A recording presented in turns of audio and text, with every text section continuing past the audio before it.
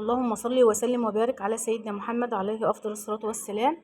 ازيكم يا بنات؟ عاملين ايه؟ يا رب تكونوا بالف خير. بصوا الفيديو بتاعنا النهارده هقول لكم رايي في فسيخ ورنجه وسردين لؤلؤه النبراوي. طبعا هقول لكم رايي بكل صراحه. بصوا هي ماليش اول حاجه، بس كده نسمي الله ونبتدي الفيديو بتاعنا. بسم الله الرحمن الرحيم. وبصوا هي هنا مفيش ليها اي فروع تانية في وش يا بنات غير الفرع ده بس. تمام، ركزوا معايا، هي ملهاش اي فروع تانية في وش الحجر غير الفرع ده. طبعا هي في عندها في نبروه كده، لكن الفرع هنا في وش مفيش الا الفرع ده. شارع سكة الديب، محل فسيخ اللؤلؤة النبراوي. تمام كده، هسيب لكم في التعليقات تحت لينك الجروب بتاعهم، وهسيب لكم كمان رقم التليفون، وكمان الشنط هنا عليها رقم التليفون خدوه سكرين، وبرده خليه معاكم لو انتوا حابين تطلبوا. انا بقى طلبت الاوردر ده امبارح، وطبعا ما كنتش فاضيه خالص ان انا اعمله، يعني ناكل منه وكده. فطبعا النهارده كان عندي شغل، خلصت قلت بقى انا مش طبخه، فهناكل النهارده الرنجه والسردين. بصوا ده كان سردين مخلي. انا طبعا هقول لكم رايي بصراحه في الاوردر، وهقول لكم رايي بصراحه في طعم الرنجه والسردين. وطبعا كنت طالبه برضو بطارخ، هنشوفها دلوقتي مع بعض وهقول لكم ايه الاخبار. دي حلويات بقى بجد. طعمها الملح بتاع السردين مظبوط جدا، يتاكل كده مش محتاج عيش ولا كلام من ده خالص، هو بس عايز شويه بصل اخضر ويتاكل كده بس من غير عيش ولا اي حاجه، من كتر ما هو ملحه مظبوط وطعم جدا جدا. طبعا انت حابه تطلبي عايزه الاوردر بتاعك كلته مخلي، مفيش مشكله. عايزه السردين سليم من غير ما يكون مخلي برضو زي ما انت عايزه. فده كان السردين، وكان الملح معايا مظبوط جدا وعجبني بطريقه. بصوا طعمه فظيع بجد، طعمه فظيع. جربوه ان شاء الله هيعجبكم. و... وتعالوا نشوف البطارخ واللي طعمها تحفه. شايفين حتى التغليف بتاعهم ما شاء الله، يعني ما تقلقيش لو انت واخده الحاجه الاوردر بتاعك مخلي، ما تقلقيش خالص، مش هيتبهدل معاكي في السكه ولا اي حاجه خالص لو انت رايحه مكان تاني. ومعمول بستريتش، محطوط في علب وبستريتش زي ما انتم شايفين كده. ما شاء الله عليهم بجد حلو جدا. وهنا ده البطارخ.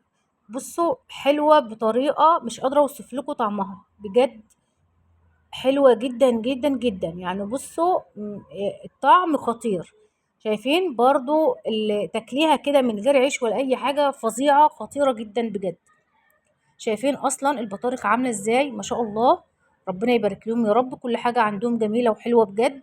انا حبيت برضو افتح معاكم الاوردر يعني انا طالباه وجبته وفتحته معاكم اهوت قدام، كل حاجة قدامكم.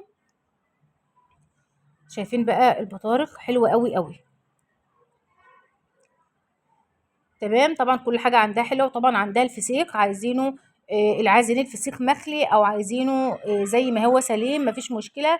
عندها الفسيخ زبدة يا بنات، زبدة بجد، احلى فسيخ ورنجة ممكن تاكلوهم في حياتكم، بجد حلو جدا. كل حاجة عندهم جميلة ومظبوطة. بس كده تعالوا بقى نشوف كده الرنجة برضو مع بعض. طبعا زي ما قلت لكم التكليف عندهم كويس جدا برضو اهو. وشوفوا لفة اصلا الرنجة، مفيش اي حاجة مسيلة في الكيس ولا اي حاجة خالص اهو.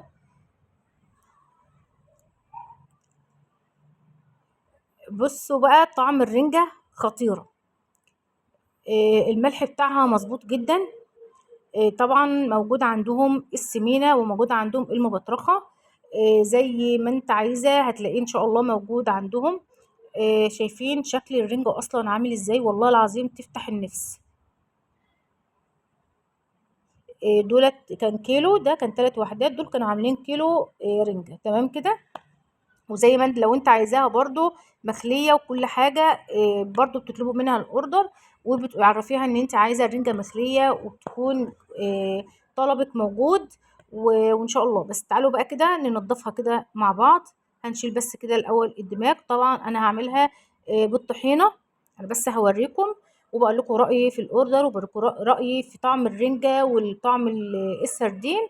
وطبعا انا كان يعني نفسي اجيب لكم فسيخ واجرب لكم. بس للاسف انا بصراحه مش بحبه، بس انا كنت جايباه من عندها لبنت اختي، وبصوا كان عجبها جدا جدا وكان جميل جدا. تعالوا نفتح كده بقى. شايفين الرنجة من جوه حلوة قوي. هنفتح بس كده من البطن وشوفوا حتى الرنجة فيها بطروخ اهو. شايفين اللحم بتاع الرنجة ابيض وجميل جدا زي ما انتم شايفين اهو.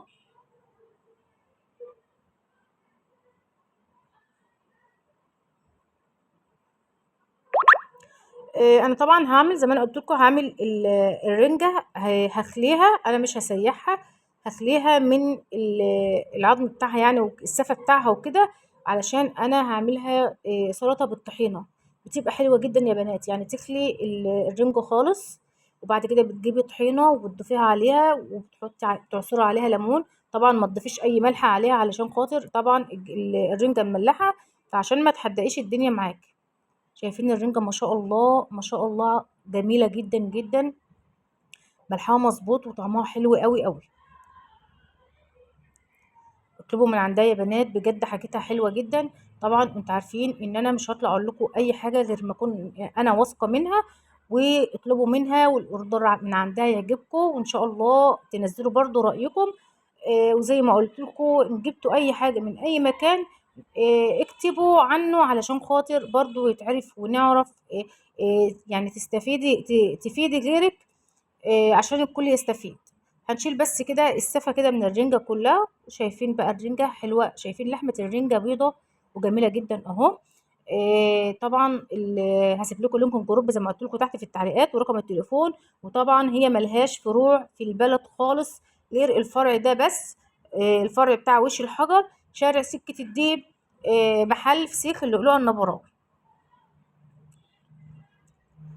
شايفين انا خليتها خالص اهوت. شايفين الجلده بتاعتها مفيش فيها حاجه خالص، وده البطروخ اللي طالع منها.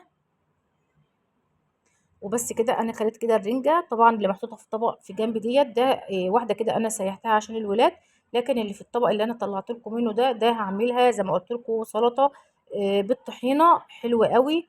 والرنجه بجد انا بشكرك جدا جدا يا مصاره، بجد الحاجه بتاعتك جميله جدا وكل حاجه ملحها مظبوط. ربنا يرزقك يا رب ويوسع عليك وتسلم ايدك يا رب. والف شكر ليك يا حبيبتي.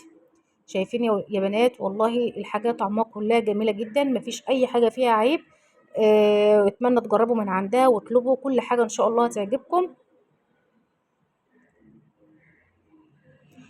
معلش بقى لو طولت عليكم الفيديو، بس عشان بس يبقى كل حاجة قدامكم وتبقوا معايا وأنا بفتح الأوردر وخليته قدامكم وكل حاجة تمام ما شاء الله. اللهم بارك يا رب.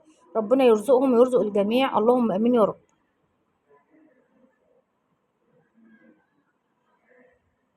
السردين تحفة يا بنات تحفة.